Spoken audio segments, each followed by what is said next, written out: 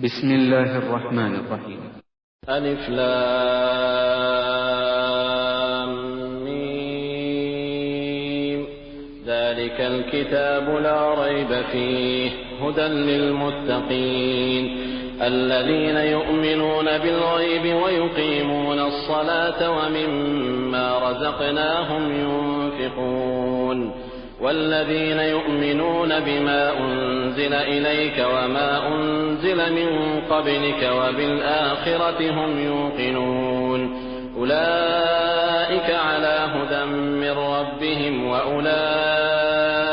هم المفلحون إن الذين كفروا سواء عليهم أأنذرتهم أم لم تنذرهم لا يؤمنون ختم الله على قلوبهم وعلى سمعهم وعلى أبصارهم غشاوة ولهم عذاب عظيم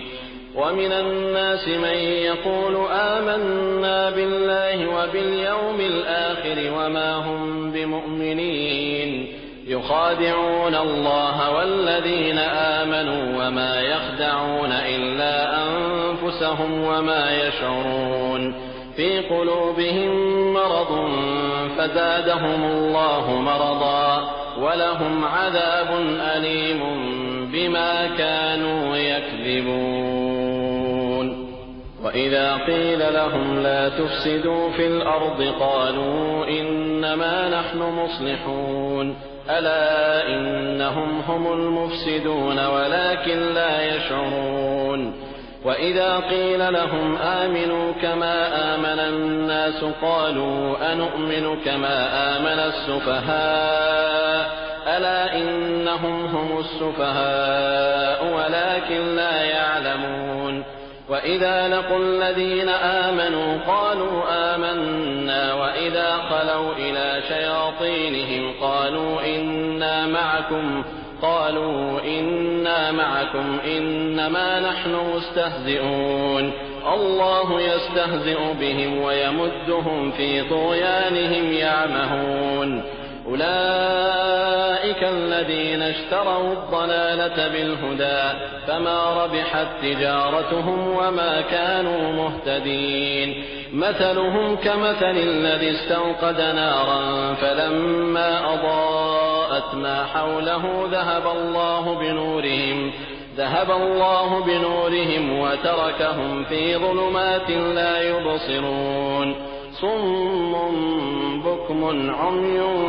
فهم لا يرجعون أو كصيب من السماء فيه ظلمات ورعد وبرق يجعلون أصابعهم في آذانهم من الصواعق حذر الموت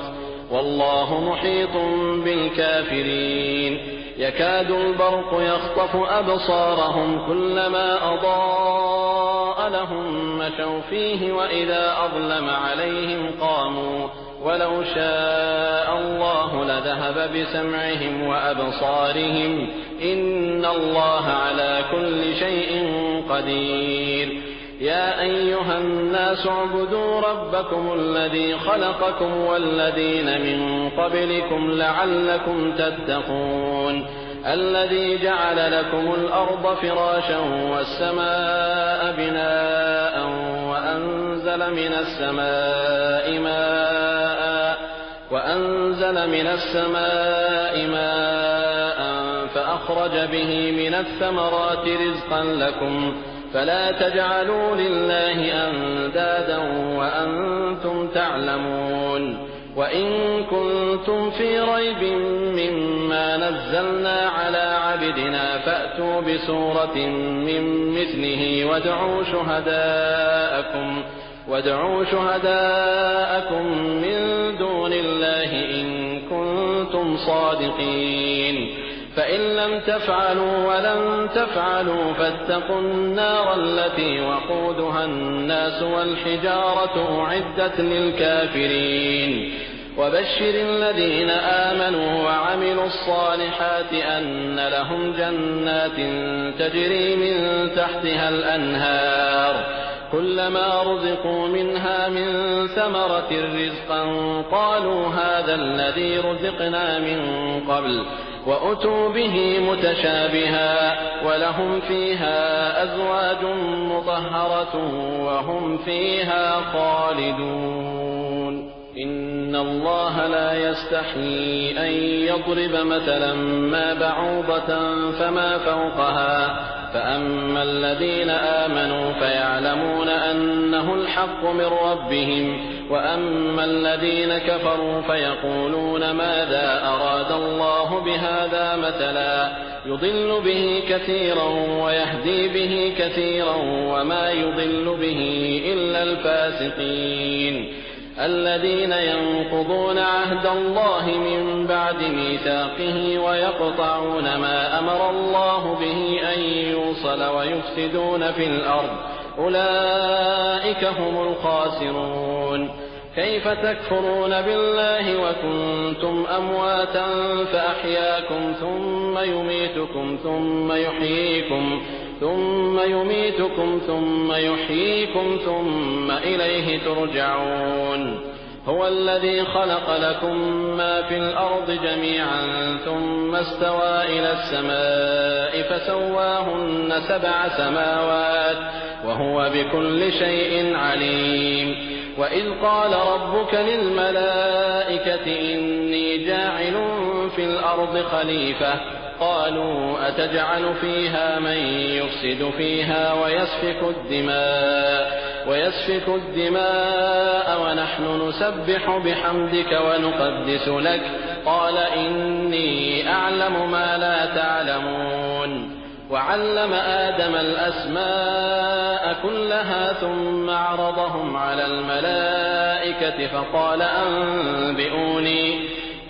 أنبئوني بأسماء هؤلاء إن كنتم صادقين قالوا سبحانك لا علم لنا إلا ما علمتنا إنك أنت العليم الحكيم قال يا آدم أنبئهم بأسمائهم فلما أنبأهم بأسمائهم قال ألم أقل لكم إني أعلم غيب السماوات والأرض وأعلم ما تبدون وما كنتم تكتمون وإذ قلنا للملائكة اسجدوا لآدم فسجدوا إلا إبليس أبى واستكبر وكان من الكافرين وقلنا يا آدم اسكن أنت وزوجك الجنة وكلا منها رغدا حيث شئتما ولا تقربا هذه الشجرة فتكونا من الظالمين فأزلهما الشيطان عنها فأخرجهما مما كانا فيه وقلنا اهبطوا بعضكم لبعض عدو ولكم في الأرض مستقر ومتاع إلى حين فتلقى آدم من ربه كلمات فتاب عليه إنه هو التواب الرحيم قلنا اهبطوا منها جميعا فإما يأتينكم مني هدى فمن تبع هداي فلا خوف عليهم ولا هم يحزنون والذين كفروا وكذبوا بآياتنا أولئك أصحاب النار هم فيها خالدون يا بني إسرائيل اذكروا نعمتي التي أنعمت عليكم وأوفوا بعهدي أوف بعهدكم وإياي فارهبون وآمنوا بما أنزلت مصدقا لما معكم ولا تكونوا أول كافر به ولا تشتروا بآياتي ثمنا قليلا وإياي فاتقون ولا تلبسوا الحق بالباطل وتكتموا الحق وأنتم تعلمون وأقيموا الصلاة وآتوا الزكاة واركعوا مع الراكعين أتأمرون الناس بالبر وتنسون أنفسكم وأنتم تتلون الكتاب أفلا تعقلون واستعينوا بالصبر والصلاة وإنها لكبيرة إلا على الخاشعين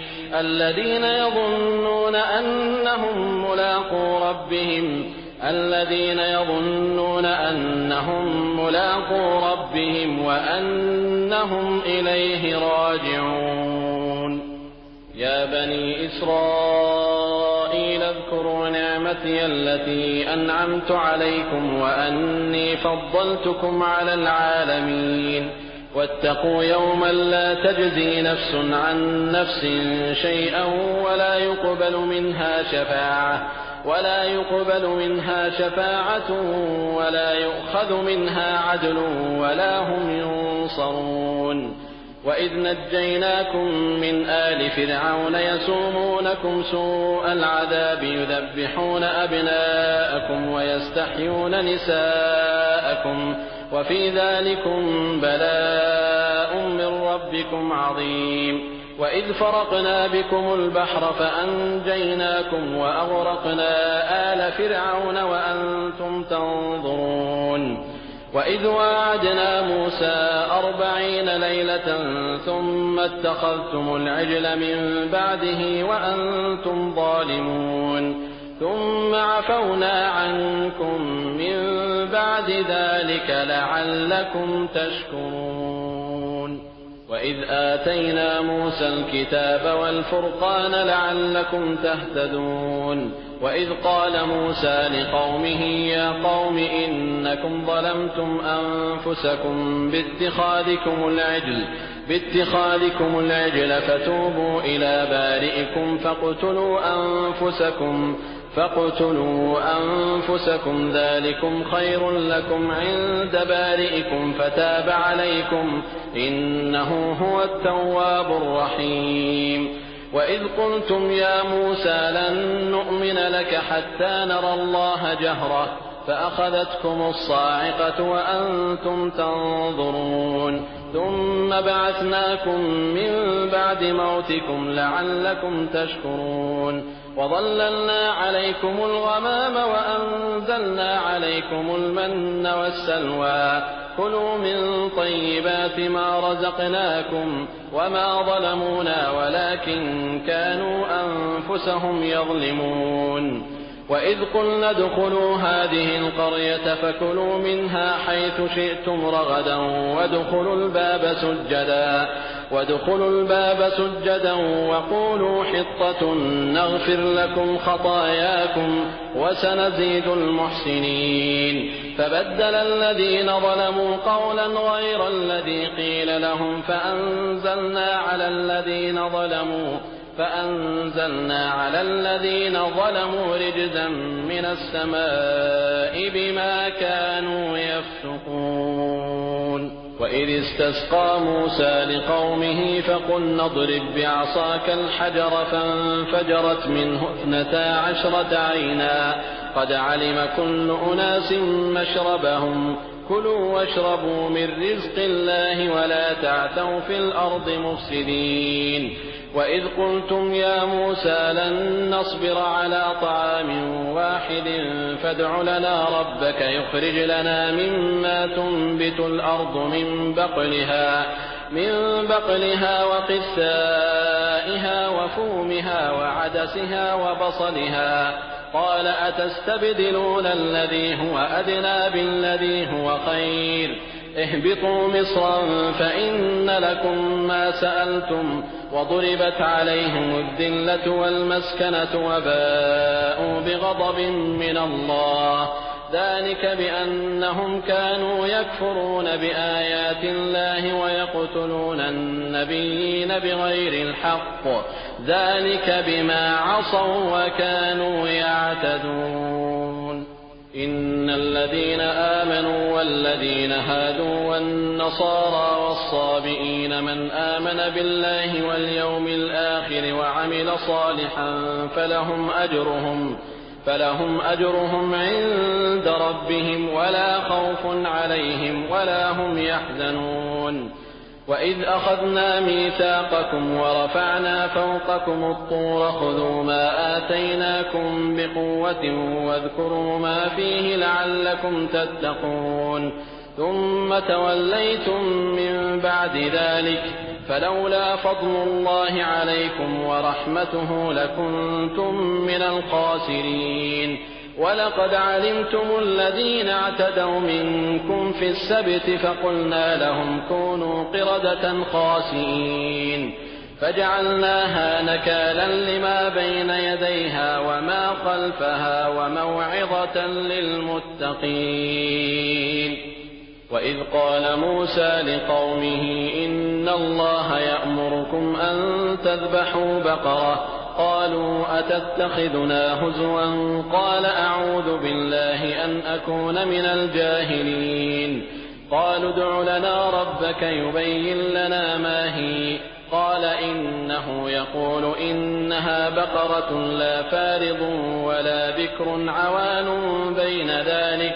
عوان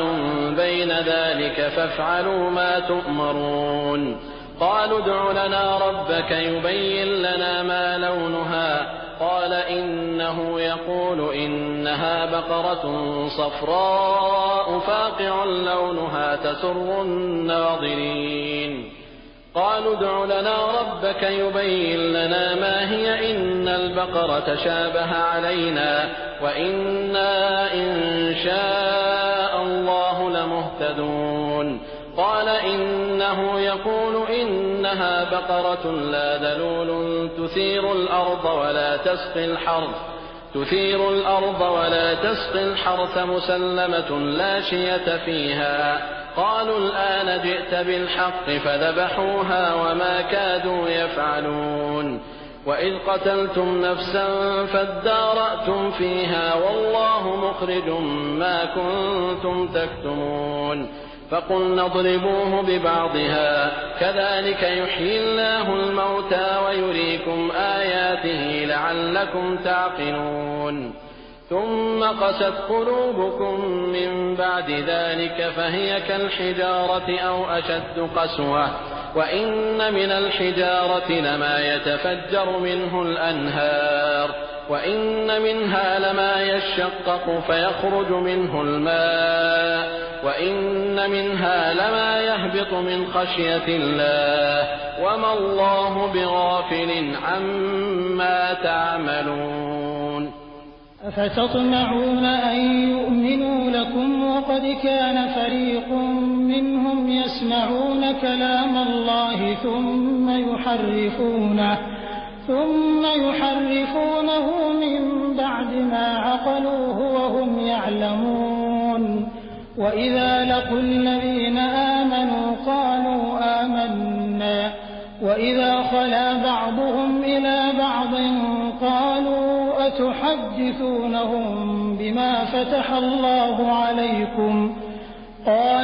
أتحدثونهم بما فتح الله عليكم ليحاجوكم به عند ربكم أفلا تعقلون أولا يعلمون أن الله يعلم ما يسرون وما يعلنون ومنهم أميون لا يعلمون الكتاب إلا أماني وإن هم إلا يظنون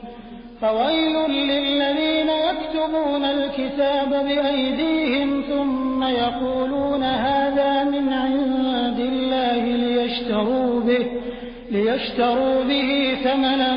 قليلا فويل لهم مما كتبت أيديهم وويل لهم مما يكسبون وقالوا لن تمسنا النار إلا أياما معدودة قل أتخذتم عند الله عهدا فلن يخلف الله عهده أم تقولون على الله ما لا تعلمون بلى من كسب سيئة وأحاطت به خطيئته فأولئك أصحاب النار هم فيها خالدون والذين آمنوا وعملوا الصالحات أولئك أصحاب الجنة هم فيها خالدون وإذ أخذنا ميثاق بني إسرائيل لا تعبدون إلا الله وبالوالدين إحسانا وذي القربى واليتامى والمساكين وقولوا للناس حسنا وأقيموا الصلاة وآتوا الزكاة ثم توليتم إلا قليلا منكم وأنتم معرضون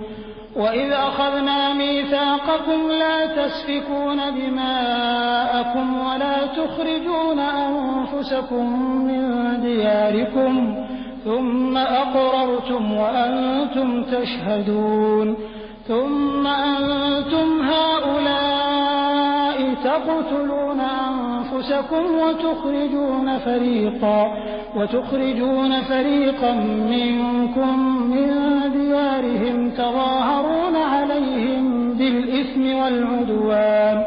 وإن يأتوكم أسارى تفادوهم وهو محرم عليكم إخراجهم أفتؤمنون ببعض الكتاب وتكفرون ببعض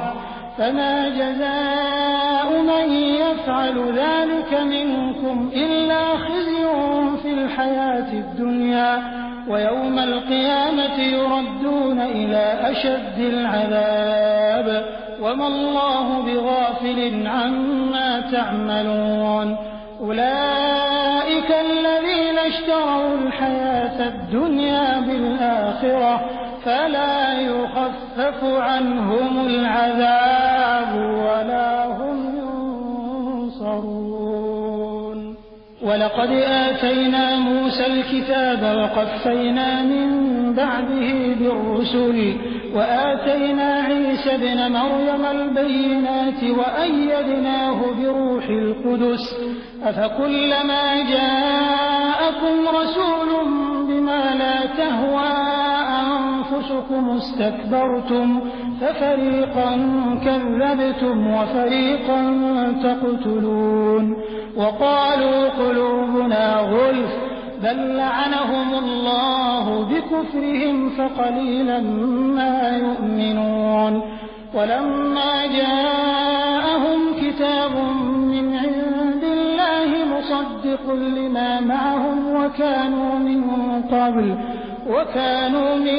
قبل يستفتحون على الذين كفروا فلما جاءهم ما عرفوا كفروا به فلعنة الله على الكافرين بئس ما اشتروا به أنفسهم أن يكفروا بما أنزل الله بغيا أن ينزل الله من فضله على من يشاء من عباده فباءوا بغضب على غضب وللكافرين عذاب مهين وإذا قيل لهم آمنوا بما أنزل الله قالوا نؤمن بما أنزل علينا ويكفرون بما وراءه وهو الحق مصدقا لما معهم قل فلم تقتلون أنبياء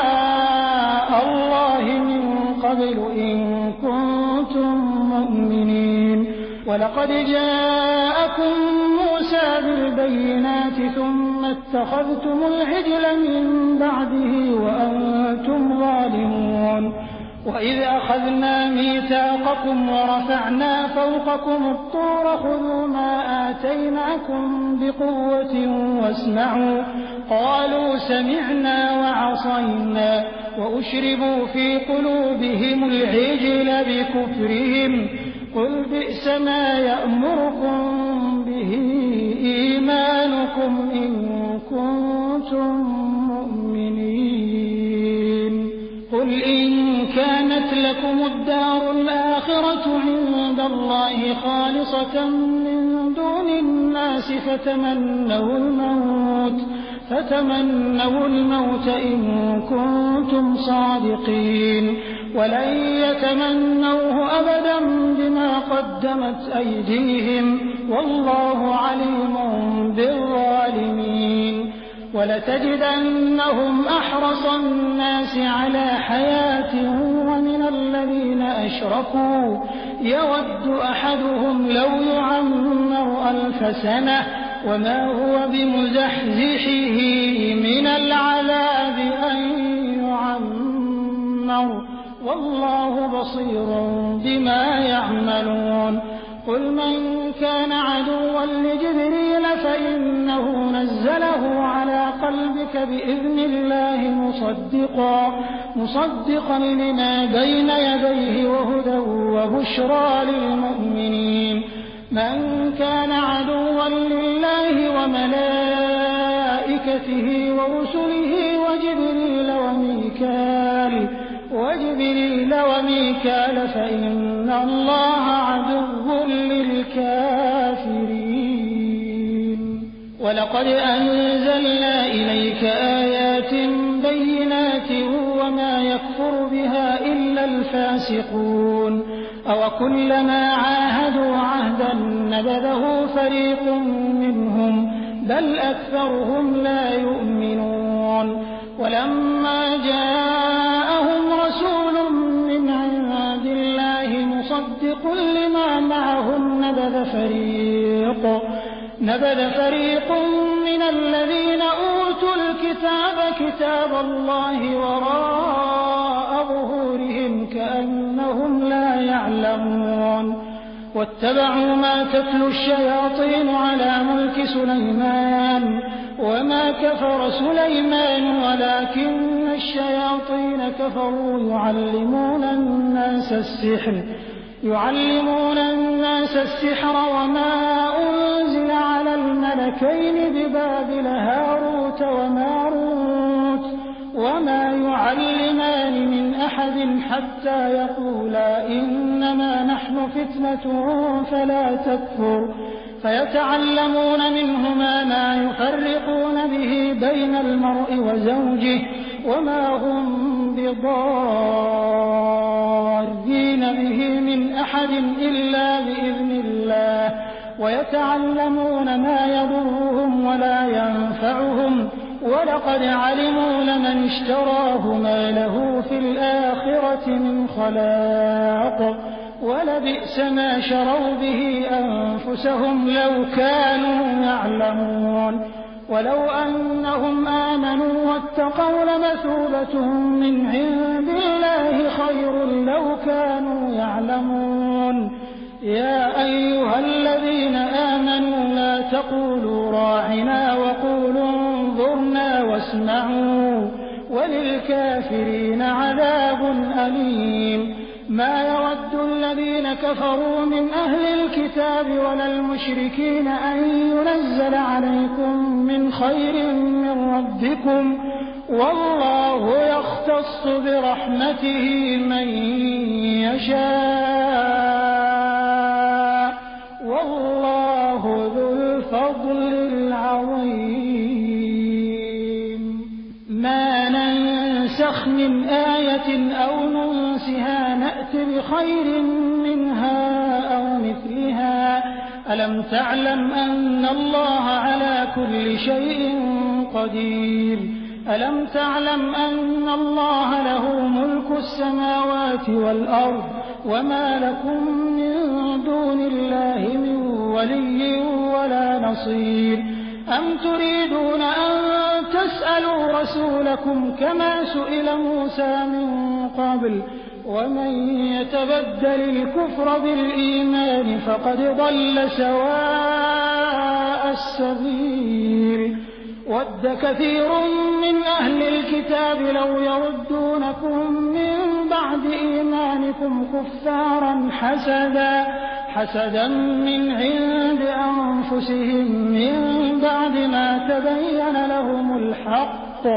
فاعفوا واصفحوا حتى يأتي الله بأمره إن الله على كل شيء قدير وأقيموا الصلاة وآتوا الزكاة وما تقدموا لأنفسكم من خير تجدوه عند الله إن الله بما تعملون بصير. وقالوا لن يدخل الجنة إلا من كان هودا أو نصارى تلك أمانيهم قل هاتوا برهانكم إن كنتم صادقين بلى من أسلم وجهه لله وهو محسن فله أجره عند ربه ولا خوف عليهم ولا هم يحزنون.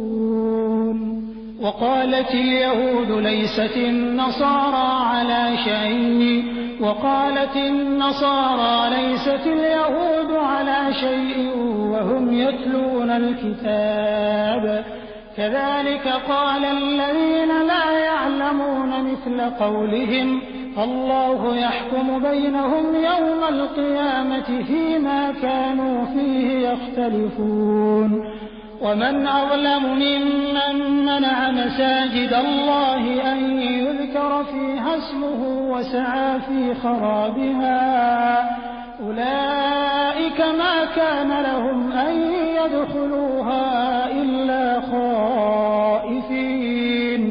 لهم في الدنيا خزي ولهم في الآخرة عذاب عظيم. ولله المشرق والمغرب فأينما تولوا فثم وجه الله إن الله واسع عليم. وقالوا اتخذ الله ولدا سبحانه بل له ما في السماوات والأرض كل له قانتون بديع السماوات والأرض وإذا قضى أمرا فإنما يقول له كن فيكون. وقال الذين لا يعلمون لولا يكلمنا الله أو تأتينا آية كذلك قال الذين من قبلهم مثل قولهم تشابهت قلوبهم قد بينا الآيات لقوم يوقنون. إنا أرسلناك بالحق بشيرا ونذيرا ولا تسأل عن أصحاب الجحيم. ولن ترضى عنك اليهود ولا النصارى حتى تتبع ملتهم قل إن هدى الله هو الهدى ولئن اتبعت أهواءهم بعد الذي جاءك من العلم ما لك من الله من ولي ولا نصير. الذين آتيناهم الكتاب يتلونه حق تلاوته أولئك يؤمنون به ومن يكفر به فأولئك هم الخاسرون. يا بني إسرائيل اذكروا نعمتي التي أنعمت عليكم وأني فضلتكم على العالمين. واتقوا يوما لا تجزي نفس عن نفس شيئا ولا يقبل منها عدل ولا تنفعها شفاعة ولا هم ينصرون. وإذ ابتلى إبراهيم ربه بكلمات فأتمهن قال إني جاعلك للناس إماما قال ومن ذريتي قال لا ينال عهد الظالمين. وإذ جعلنا البيت مثابة للناس وأمنا واتخذوا من مقام إبراهيم مصلى وعهدنا إلى إبراهيم وإسماعيل أن طهرا بيتي للطائفين والعاكفين والركع السجود. وإذ قال إبراهيم رب اجعل هذا بلدا آمنا وارزق أهله من الثمرات من آمن منهم بالله واليوم الآخر قال ومن كفر فأمتعه قليلا ثم أضطره إلى عذاب النار وبئس المصير وإذ يرفع إبراهيم القواعد من البيت وإسماعيل ربنا تقبل منا إنك أنت السميع العليم ربنا واجعلنا مسلمين لك ومن ذريتنا أمة مسلمة لك وأرنا مناسكنا وتب علينا إنك أنت التواب الرحيم ربنا وابعث فيهم رسولا منهم يتلو عليهم آياتك ويعلمهم الكتاب والحكمة ويزكيهم إنك أنت العزيز الحكيم ومن يرغب عن ملة إبراهيم إلا من سفه نفسه ولقد اصطفيناه في الدنيا وإنه في الآخرة لمن الصالحين إذ قال له ربه أسلم قال أسلمت لرب العالمين ووصى بها إبراهيم بنيه ويعقوب يا بني إن الله اصطفى لكم الدين فلا تموتن إلا وأنتم مسلمون أم كنتم شهداء إذ حضر يعقوب الموت إذ قال لبنيه ما تعبدون من بعدي قالوا نعبد إلهك وإله آبائك إبراهيم وإسماعيل وإسحاق إلها واحدا ونحن له مسلمون تلك أمة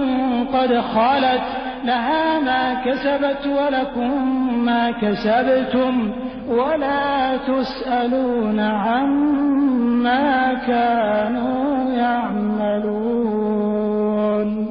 وقالوا كونوا هودا أو نصارى تهتدوا قل بل ملة إبراهيم حنيفا وما كان من المشركين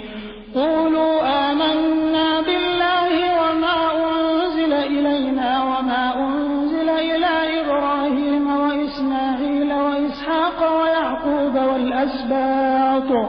والأسباط وما أوتي موسى وعيسى وما أوتي النبيون من ربهم لا نفرق بين أحد منهم ونحن له مسلمون فإن آمنوا بمثل ما آمنتم به فقد اهتدوا وإن تولوا فإنما هم في شقاق فسيكفيكهم الله وهو السميع العليم صبغة الله ومن أحسن من الله صبغة ونحن له عابدون قل أتحاجوننا في الله وهو ربنا وربكم ولنا أعمالنا ولكم أعمالكم ونحن له مخلصون أم تقولون إن إبراهيم وإسماعيل وإسحاق ويعقوب والأسباط كانوا هودا أو نصارى قل أأنتم أعلم أم الله ومن أظلم ممن كتم شهادة عنده من الله وما الله بغافل عما تعملون تلك أمة قد خلت لها ما كسبت ولكم ما كسبتم ولا تسألون عما كانوا يعملون سيقول السفهاء من الناس ما ولاهم عن قبلتهم التي كانوا عليها قل لله المشرق والمغرب يهدي من يشاء إلى صراط مستقيم وكذلك جعلناكم أمة وسطا لتكونوا شهداء على الناس ويكون الرسول عليكم شهيدا وما جعلنا القبلة التي كنت عليها إلا لنعلم من يتبع الرسول ممن ينقلب على عقبيه وإن كانت لكبيرة إلا على الذين هدى الله وما كان الله ليضيع إيمانكم إن الله بالناس لرءوف رحيم قد نرى تقلب وجهك في السماء فلنولينك قبلة ترضاها فول وجهك شطر المسجد الحرام وحيث ما كنتم فولوا وجوهكم شطره وإن الذين أوتوا الكتاب ليعلمون أنه الحق من ربهم وما الله بغافل عما يعملون ولئن أتيت الذين أوتوا الكتاب بكل آية ما تبعوا قبلتك وما أنت بتابع قبلتهم وما بعضهم بتابع قبلة بعض ولئن اتبعت أهواءهم من بعد ما جاءك من العلم إنك إذا لمن الظالمين الذين آتيناهم الكتاب يعرفونه كما يعرفون أبناءهم وإن فريقا منهم ليكتمون الحق وهم يعلمون الحق من ربك فلا تكونن من الممترين ولكل وجهة هو موليها فاستبقوا الخيرات أينما تكونوا يأتي بكم الله جميعا إن الله على كل شيء قدير ومن حيث خرجت فول وجهك شطر المسجد الحرام وإنه للحق من ربك وما الله بغافل عما تعملون ومن حيث خرجت فول وجهك شطر المسجد الحرام وحيث ما كنتم فولوا وجوهكم شطره لئلا يكون للناس عليكم حجة إلا الذين ظلموا منهم فلا تخشوهم واخشوني ولأتم نعمتي عليكم ولعلكم تهتدون كما أرسلنا فيكم رسولا منكم يتلو عليكم آياتنا ويزكيكم ويعلمكم الكتاب والحكمة ويعلمكم ما لم تكونوا تعلمون فاذكروني أذكركم واشكروا لي ولا تكفرون يا أيها الذين آمنوا استعينوا بالصبر والصلاة إن الله مع الصابرين ولا تقولوا لمن يقتل في سبيل الله أموات بل أحياء ولكن لا تشعرون ولنبلونكم بشيء من الخوف والجوع ونقص من الأموال والأنفس والثمرات وبشر الصابرين الذين إذا أصابتهم مصيبة قالوا إنا لله وإنا إليه راجعون أولئك عليهم صلوات من ربهم ورحمة وأولئك هم المهتدون إن الصفا والمروة من شعائر الله فمن حج البيت أو اعتمر فلا جناح عليه أن يطوف بهما ومن تطوع خيرا فإن الله شاكر عليم إن الذين يكتمون ما أنزلنا من البينات والهدى من بعد ما بيناه للناس في الكتاب أولئك يلعنهم الله ويلعنهم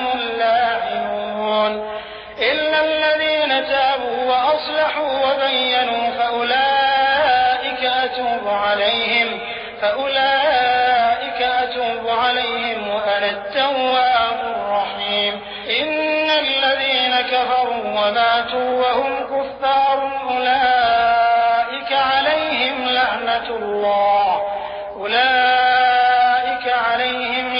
الله والملائكة والناس أجمعين خالدين فيها لا يخفف عنهم العذاب ولا هم ينظرون. وإلهكم إله واحد لا إله إلا هو الرحمن الرحيم. إن في خلق السماوات والأرض واختلاف الليل والنهار والفلك التي تجري في البحر بما ينفع الناس وما أنزل الله من السماء من ماء فأحيا به الأرض بعد موتها وبث فيها من كل دابة وتصريف الرياح والسحاب المسخر بين السماء والأرض لآيات لقوم يعقلون. ومن الناس من يتخذ من دون الله أندادا يحبونهم كحب الله والذين آمنوا أشد حبا لله. ولو يرى الذين ظلموا إذ يرون العذاب أن القوة لله جميعا وأن الله شديد العذاب. إذ تبرأ الذين اتبعوا من الذين اتبعوا ورأوا العذاب وتقطعت بهم الأسباب. وقال الذين اتبعوا لو أن لنا كرة فنتبرأ منهم كما تبرأوا منا كذلك يريهم الله أعمالهم حسرات عليهم وما هم بخارجين من النار. يا أيها الناس كلوا مما في الأرض حلالا طيبا ولا تتبعوا خطوات الشيطان إنه لكم عدو مبين. إنما يأمركم بالسوء والفحشاء وأن تقولوا على الله ما لا تعلمون. وإذا قيل لهم اتبعوا ما أنزل الله قالوا بل نتبع ما ألفينا عليه آباءنا أولو كان آباؤهم لا يعقلون شيئا ولا يهتدون. ومثل الذين كفروا كمثل الذي ينعق بما لا يسمع إلا دعاء ونداء صم بكم عمي فهم لا يعقلون. يا أيها الذين آمنوا كلوا من طيبات ما رزقناكم واشكروا لله إن كنتم إياه تعبدون. إنما حرم عليكم الميتة والدم ولحم الخنزير وما أهل به لغير الله فمن اضطر غير باغ ولا عاد فلا إثم عليه إن الله غفور رحيم. إن الذين يكتمون ما أنزل الله من الكتاب ويشترون به ثمنا قليلا أولئك ما يأكلون في بطونهم إلا النار ولا يكلمهم الله يوم القيامة ولا يزكيهم ولهم عذاب أليم. أولئك الذين اشتروا الضلالة بالهدى والعذاب بالمغفرة فما أصبرهم على النار. ذلك بأن الله نزل الكتاب بالحق وإن الذين اختلفوا في الكتاب لفي شقاق بعيد. ليس البر أن تولوا وجوهكم قبل المشرق والمغرب ولكن البر من آمن بالله واليوم الآخر والملائكة والكتاب والنبيين وآتى المال على حبه ذوي القربى واليتامى والمساكين وابن السبيل والسائلين وفي الرقاب وأقام الصلاة وآتى الزكاة والموفون بعهدهم إذا عاهدوا والصابرين في البأساء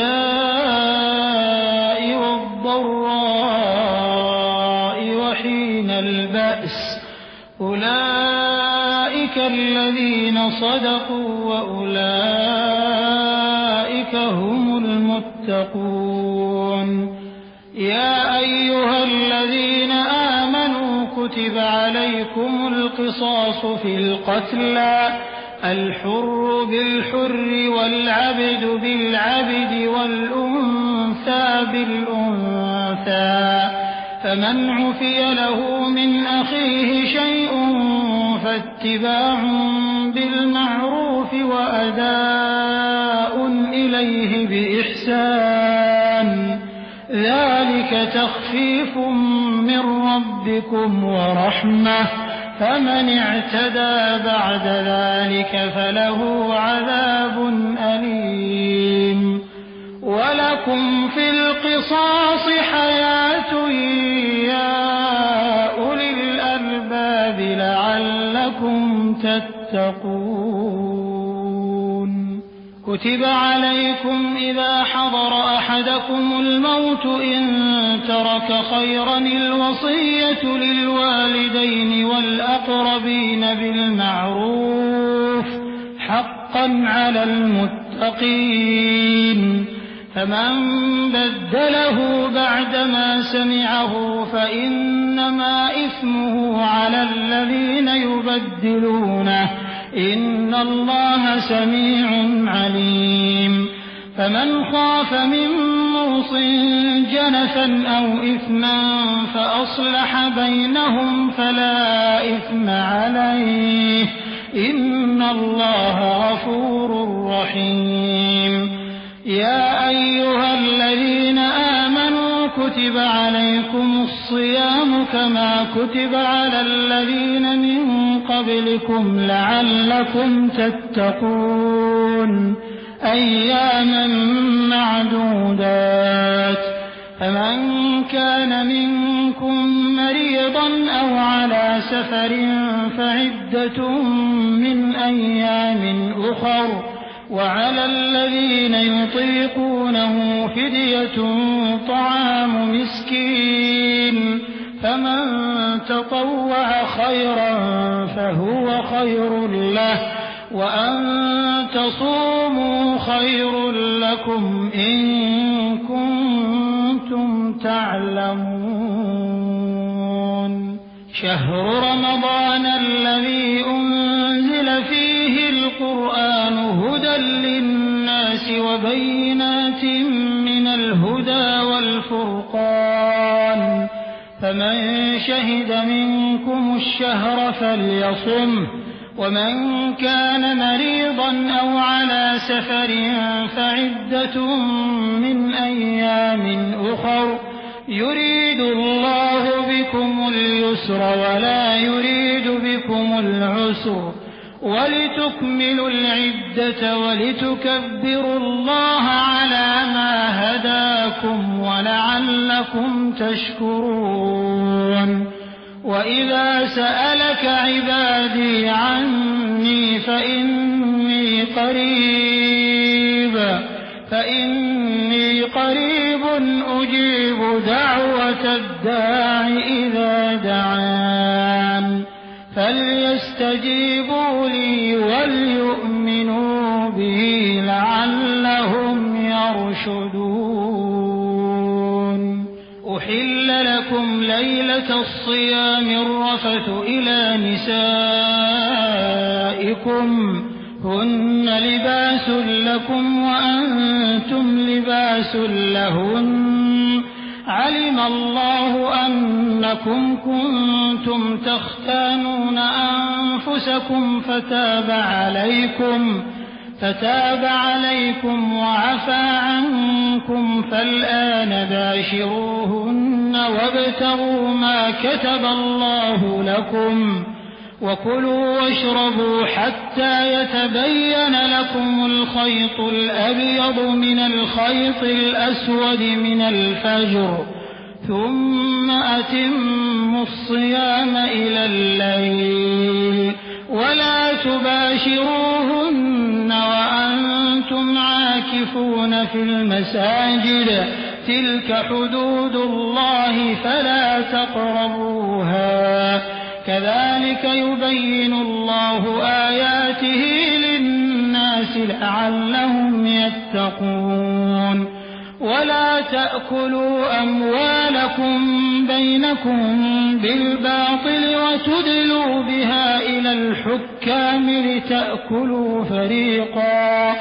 وتدلوا بها إلى الحكام لتأكلوا فريقا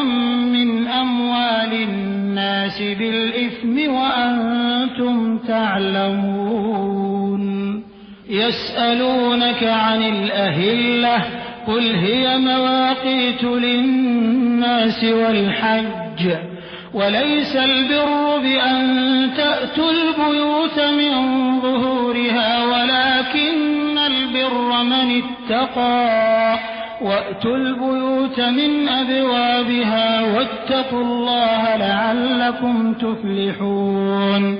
وقاتلوا في سبيل الله الذين يقاتلونكم ولا تعتدوا إن الله لا يحب المعتدين واقتلوهم حيث ثقفتموهم وأخرجوهم من حيث أخرجوكم والفتنة أشد من القتل ولا تقاتلوهم عند المسجد الحرام حتى يقاتلوكم فيه فإن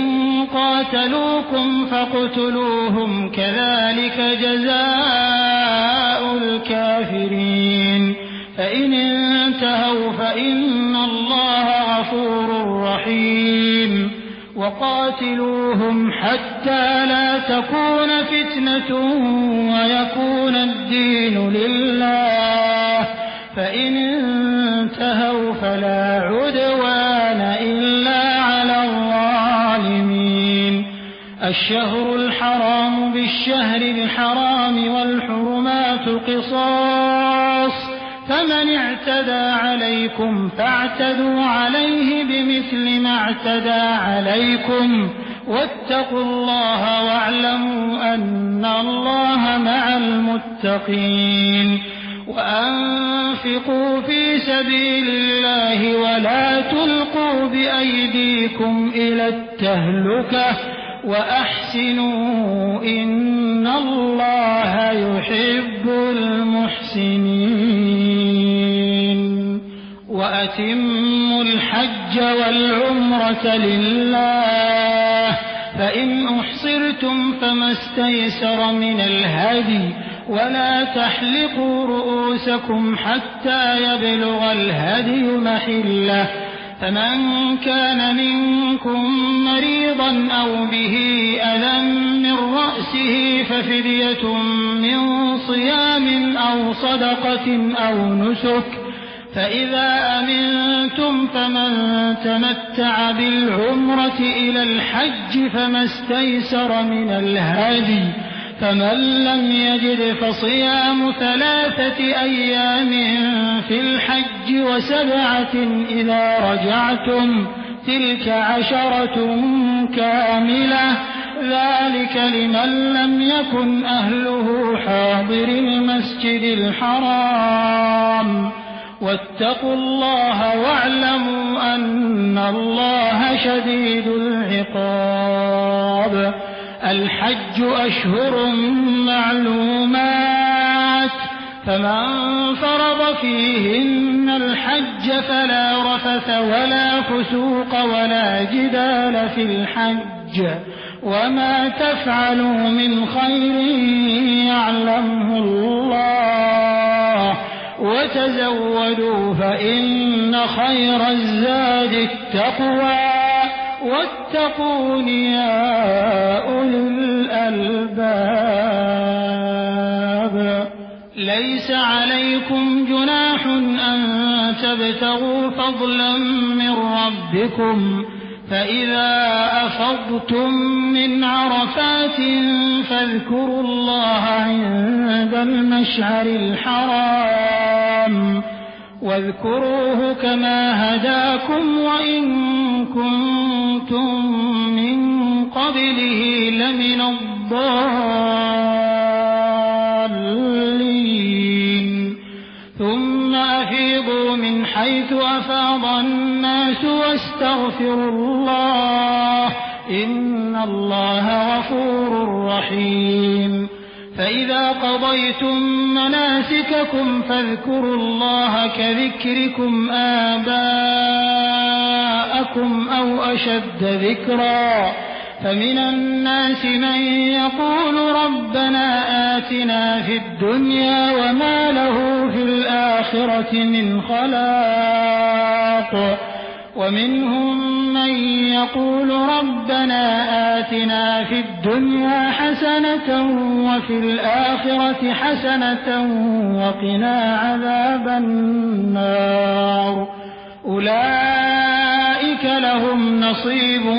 مما كسبوا والله سريع الحساب واذكروا الله في أيام معدودات فمن تعجل في يومين فلا إثم عليه ومن تأخر فلا إثم عليه لمن اتقى واتقوا الله واعلموا أنكم إليه تحشرون ومن الناس من يعجبك قوله في الحياة الدنيا ويشهد الله على ما في قلبه وهو ألد الخصام وإذا تولى سعى في الأرض ليفسد فيها ويهلك الحرث والنسل والله لا يحب الفساد وإذا قيل له اتق الله أخذته العزة بالإثم فحسبه جهنم ولبئس المهاد ومن الناس من يشري نفسه ابتغاء مرضات الله والله رؤوف بالعباد يا أيها الذين آمنوا ادخلوا في السلم كافة ولا تتبعوا خطوات الشيطان إنه لكم عدو مبين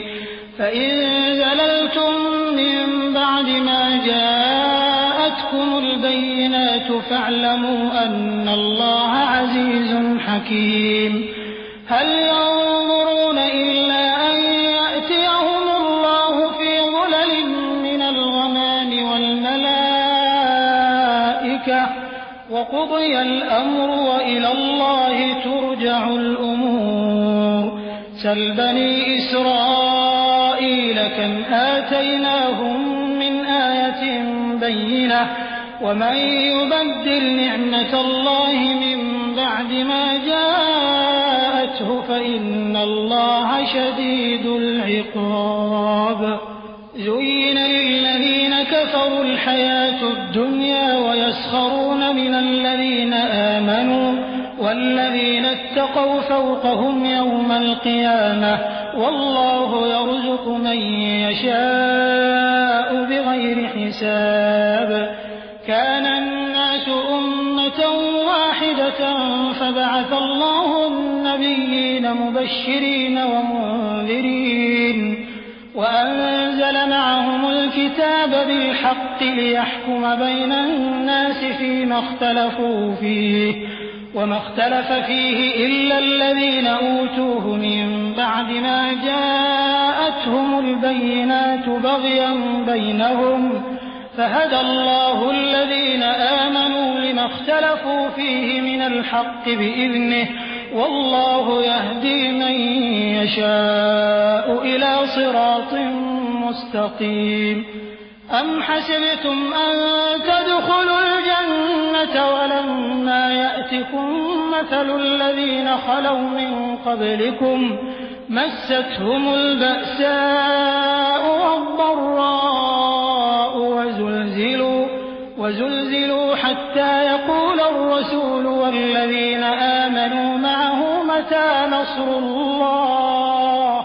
ألا إن نصر الله قريب. يسألونك ماذا ينفقون قل ما أنفقتم من خير فللوالدين والأقربين واليتامى والمساكين وابن السبيل وما تفعلوا من خير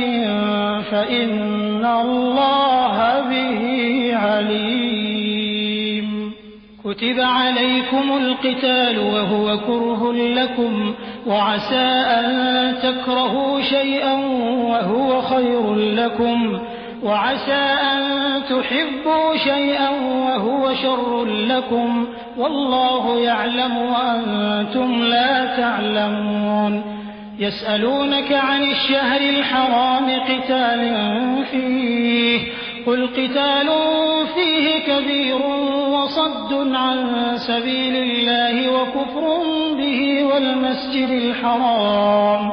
وإخراج أهله منه أكبر عند الله والفتنة أكبر من القتل ولا يزالون يقاتلونكم حتى يردوكم عن دينكم إن استطاعوا ومن يرتد منكم عن دينه فيمت وهو كافر فأولئك حبطت أعمالهم في الدنيا والآخرة وأولئك أصحاب النار هم فيها خالدون. إن الذين آمنوا والذين هاجروا وجاهدوا في سبيل الله أولئك يرجون رحمة الله والله غفور رحيم. يسألونك عن الخمر والميسر قل فيهما إثم كبير ومنافع للناس وإثمهما أكبر من نفعهما ويسألونك ماذا ينفقون قل العفو كذلك يبين الله لكم الآيات لعلكم تتفكرون في الدنيا والآخرة.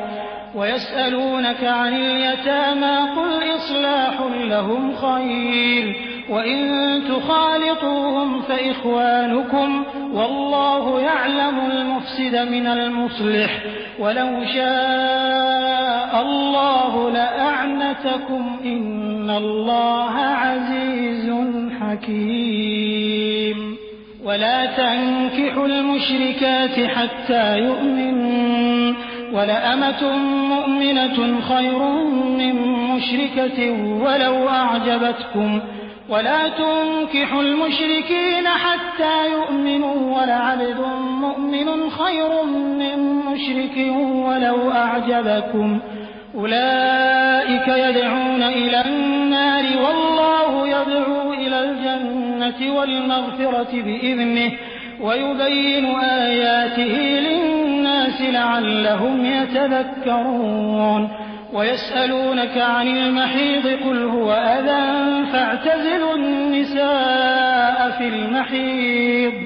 ولا تقربوهن حتى يطهرن فإذا تطهرن فأتوهن من حيث أمركم الله إن الله يحب التوابين ويحب المتطهرين. نساؤكم حرث لكم فأتوا حرثكم أنى شئتم وقدموا لأنفسكم واتقوا الله واعلموا أنكم ملاقوه وبشر المؤمنين ولا تجعلوا الله عرضة لأيمانكم أن تبروا وتتقوا وتصلحوا بين الناس والله سميع عليم.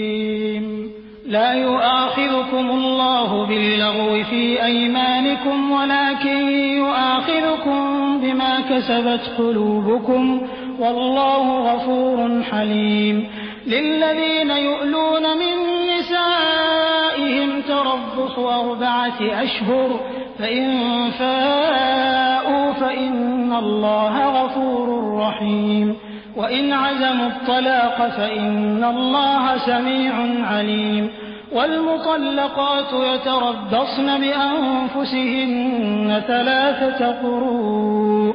ولا يحل لهن أن يكتمن ما خلق الله في أرحامهن إن كن يؤمن بالله واليوم الآخر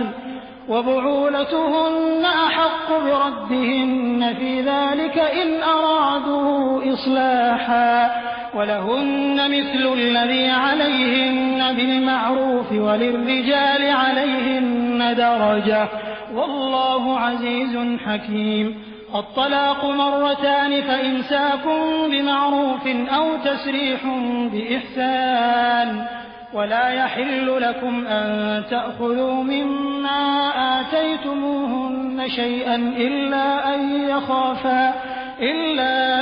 يخافا ألا يقيما حدود الله فإن خفتم ألا يقيما حدود الله فلا جناح عليهما فيما افتدت به تلك حدود الله فلا تعتدوها ومن يتعد حدود الله فأولئك هم الظالمون. فإن طلقها فلا تحل له من بعد حتى تنكح زوجا غيره فإن طلقها فلا جناح عليهما أن يتراجعا إن ظنا أن يقيما حدود الله وتلك حدود الله يبينها لقوم يعلمون.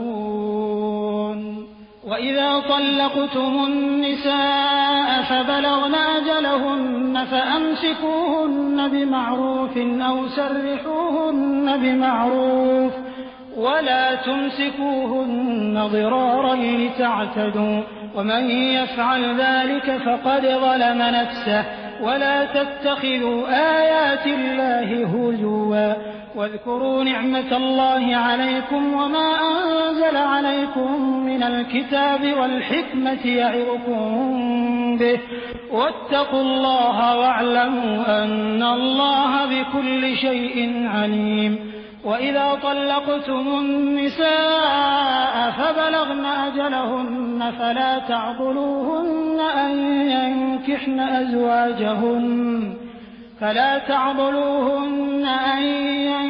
أزواجهن إذا تراضوا بينهم بالمعروف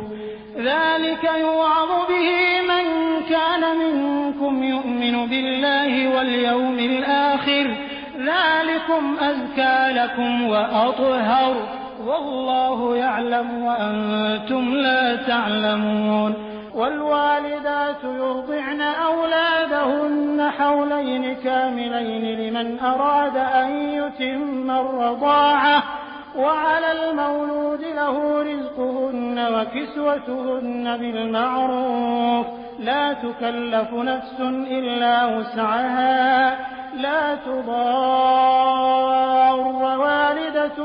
بولدها ولا مولود له بولده وعلى الوارث مثل ذلك فإن أرادا فصالا عن تراض منهما وتشاور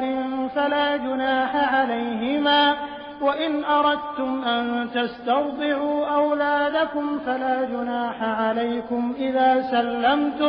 إذا سلمتم ما آتيتم بالمعروف واتقوا الله واعلموا أن الله بما تعملون بصير. والذين يتوفون منكم ويذرون أزواجا يتربصن بأنفسهن 4 أشهر وعشرا، فإذا بلغن أجلهن فلا جناح عليكم فيما فعلن في أنفسهن بالمعروف، والله بما تعملون خبير. ولا جناح عليكم فيما عرضتم به من خطبة النساء أو أكننتم في أنفسكم، علم الله أنكم ستذكرونهن ولكن لا تواعدوهن سرا إلا أن تقولوا قولا معروفا، ولا تعزموا عقدة النكاح حتى يبلغ الكتاب أجله، واعلموا أن الله يعلم ما في أنفسكم فاحذروه، واعلموا أن الله غفور حليم. لا جناح عليكم إن طلقتم النساء ما لم تمسوهن أو تفرضوا لهن فريضة، ومتعوهن على الموسع قدره وعلى المقتر قدره متاعا بالمعروف حقا على المحسنين. وإن طلقتموهن من قبل أن تمسوهن وقد فرضتم لهن فريضة فنصف ما فرضتم إلا أن يعفون أو يعفو الذي بيده عقدة النكاح، وأن تعفوا أقرب للتقوى، ولا تنسوا الفضل بينكم، إن الله بما تعملون بصير. حافظوا على الصلوات والصلاة الوسطى وقوموا لله قانتين. فإن خفتم فرجالا أو ركبانا، فإذا أمنتم فاذكروا الله كما علمكم ما لم تكونوا تعلمون.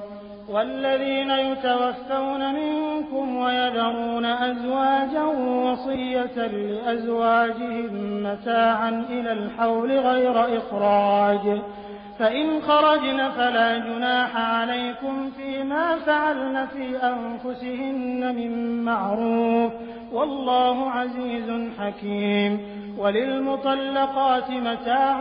بالمعروف حقا على المتقين، كذلك يبين الله لكم آياته لعلكم تعقلون. ألم تر إلى الذين خرجوا من ديارهم وهم ألوف حذر الموت فقال لهم الله موتوا ثم أحياهم، إن الله لذو فضل على الناس ولكن أكثر الناس لا يشكرون. وقاتلوا في سبيل الله واعلموا أن الله سميع عليم. من ذا الذي يقرض الله قرضا حسنا فيضاعفه له أضعافا كثيرة، والله يقبض ويبسط وإليه ترجعون. ألم تر إلى الملأ من بني إسرائيل من بعد موسى إذ قالوا لنبي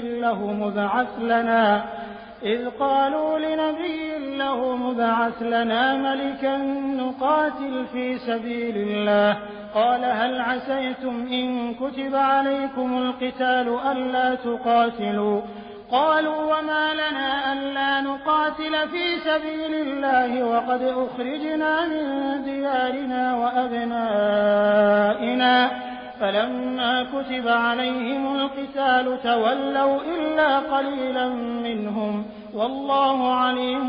بالظالمين. وقال لهم نبيهم إن الله قد بعث لكم طالوت ملكا، قالوا أنى يكون له الملك علينا ونحن أحق بالملك منه ولم يؤت سعة من المال، قال إن الله اصطفاه عليكم وزاده بسطة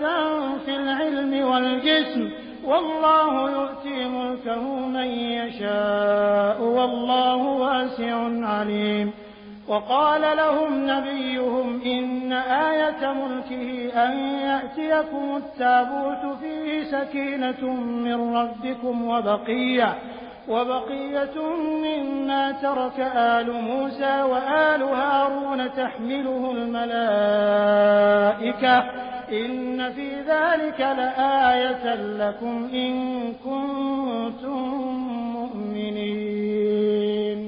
فلما فصل طالوت بالجنود قال إن الله مبتليكم بنهر فمن شرب منه فليس مني ومن لم يطعمه فإنه مني إلا من اغترف غرفة بيده فشربوا منه إلا قليلا منهم. فلما جاوزه هو والذين آمنوا معه قالوا لا طاقة لنا اليوم بجالوت وجنوده. قال الذين يظنون أنهم ملاقو الله كم من فئة قليلة غلبت فئة كثيرة بإذن الله والله مع الصابرين. ولما برزوا لجالوت وجنوده قالوا ربنا أفرغ علينا صبرا وثبت أقدامنا وانصرنا على القوم الكافرين. فهزموهم بإذن الله. وقتل داود جالوت وآتاه الله الملك والحكمة وعلمه مما يشاء ولولا دفع الله الناس بعضهم ببعض لفسدت الأرض ولكن الله ذو فضل على العالمين. تلك آيات الله نتلوها عليك بالحق وإنك لمن المرسلين. تلك الرسل فضلنا بعضهم على بعض منهم من كلم الله ورفع بعضهم درجات وآتينا عيسى ابن مريم البينات وأيدناه بروح القدس ولو شاء الله ما اقتتل الذين من بعدهم من بعد ما جاءتهم البينات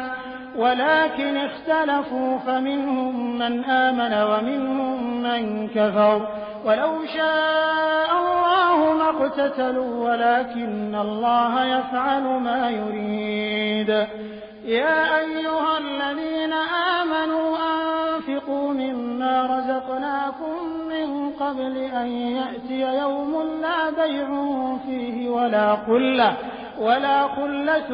ولا شفاعة والكافرون هم الظالمون. الله لا إله إلا هو الحي القيوم لا تأخذه سنة ولا نوم له ما في السماوات وما في الأرض. من ذا الذي يشفع عنده إلا بإذنه يعلم ما بين أيديهم وما خلفهم ولا يحيطون بشيء من علمه إلا بما شاء. وسع كرسيه السماوات والأرض ولا يؤوده حفظهما وهو العلي العظيم. لا إكراه في الدين قد تبين الرشد من الغي فمن يكفر بالطاغوت ويؤمن بالله فقد استمسك بالعروة الوثقى لا انفصام لها والله سميع عليم. الله ولي الذين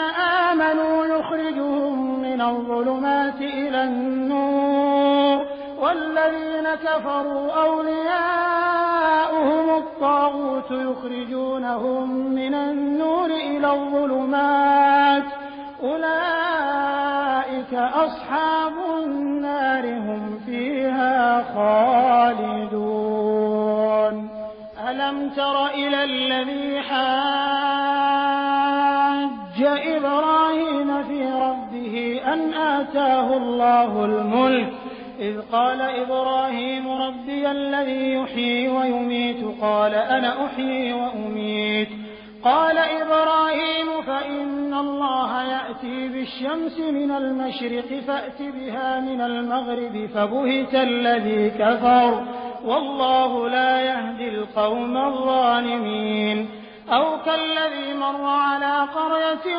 وهي خاوية على عروشها قال أنى يحيي هذه الله بعد موتها فأماته الله 100 عام ثم بعثه قال كم لبثت قال لبثت يوما أو بعض يوم قال بل لبثت 100 عام فانظر إلى طعامك وشرابك لم يتسنه وانظر إلى حمارك ولنجعلك آية للناس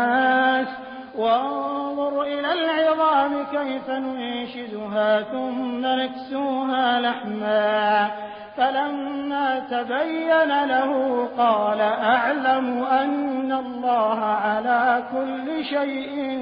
قدير وإذ قال إبراهيم رب أرني كيف تحيي الموتى قال أولم تؤمن قال بلى ولكن ليطمئن قلبي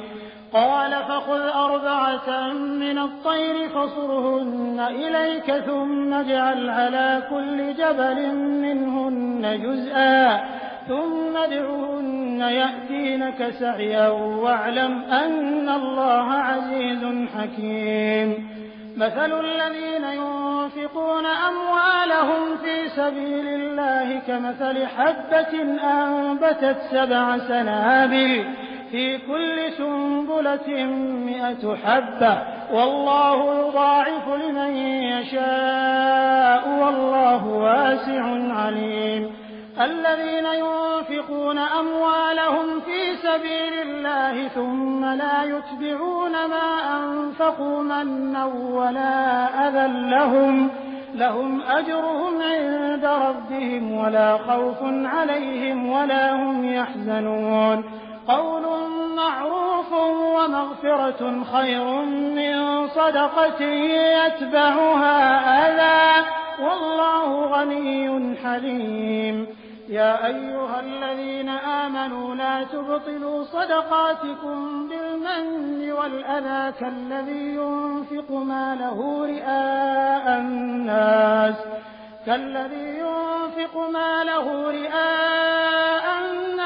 ولا يؤمن بالله واليوم الآخر فمثله كمثل صفوان عليه تراب فأصابه وابل فتركه صلدا لا يقدرون على شيء مما كسبوا والله لا يهدي القوم الكافرين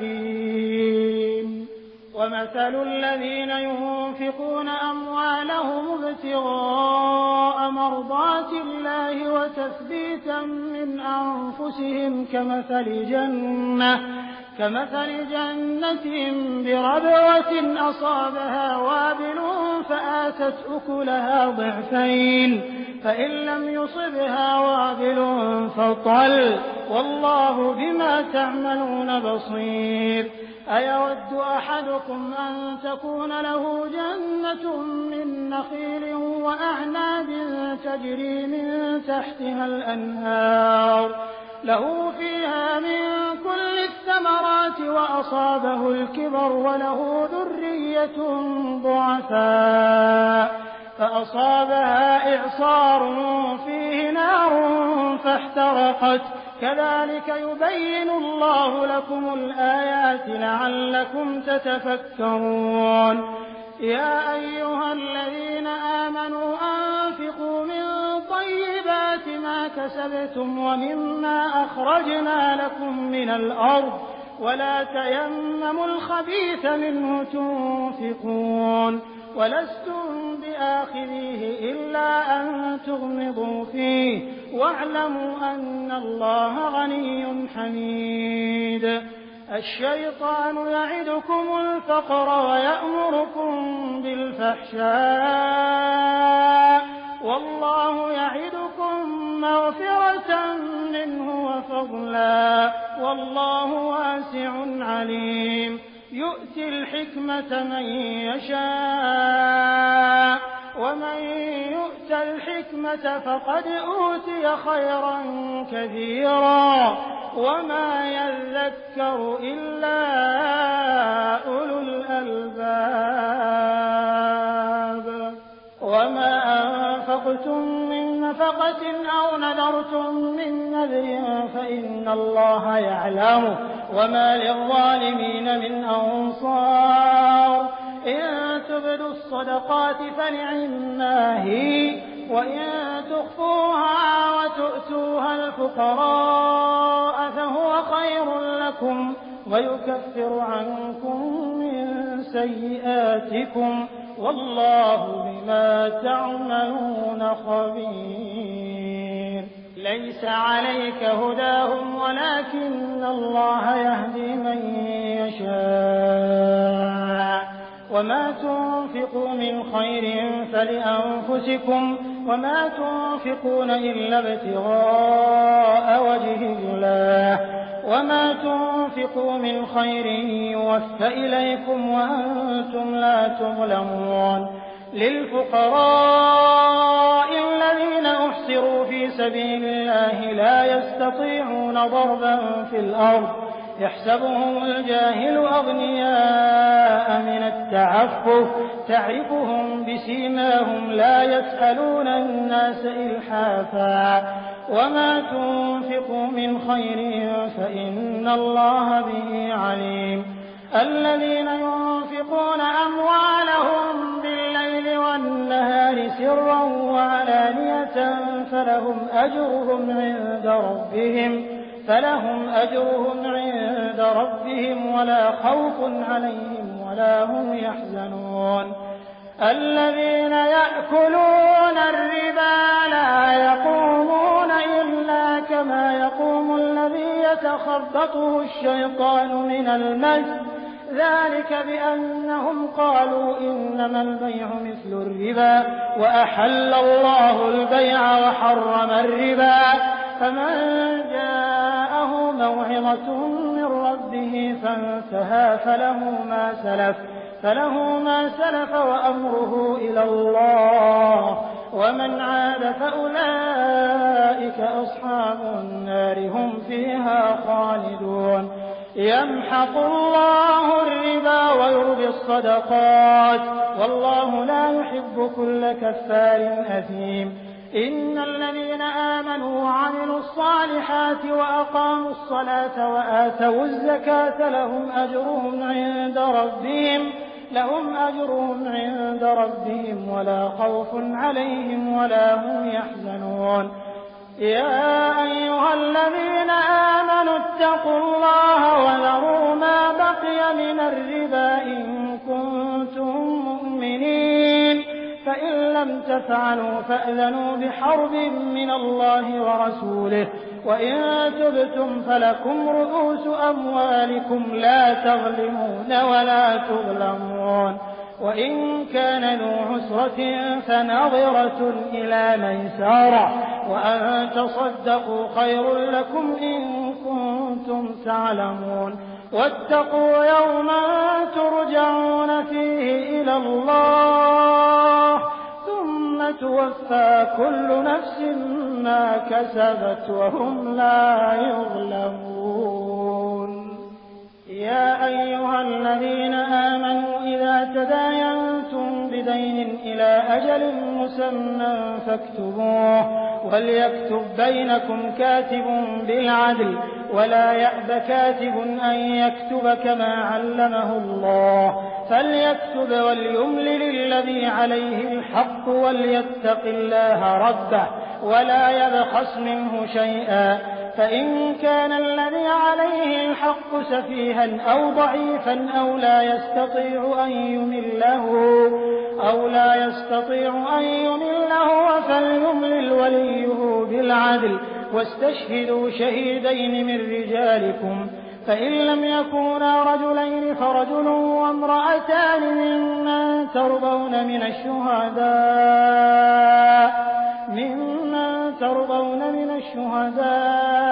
أن تضل إحداهما فتذكر إحداهما الأخرى ولا يأبى الشهداء إذا ما دعوا ولا تسأموا أن تكتبوه صغيرا أو كبيرا إلى أجله ذلكم أقسط عند الله وأقوم للشهادة وأدنى ألا ترتابوا إلا أن تكون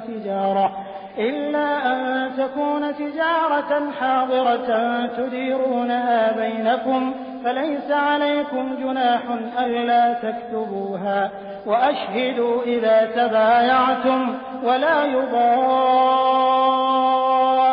كاتب ولا شهيد وإن تفعلوا فإنه فسوق بكم واتقوا الله ويعلمكم الله والله بكل شيء عليم وإن كنتم على سفر ولم تجدوا كاتبا فرهان مقبوضة فإن أمن بعضكم بعضا فليؤدي الذي ائتمن أمانته وليتق الله ربه ولا تكتموا الشهادة ومن يكتمها فإنه آثم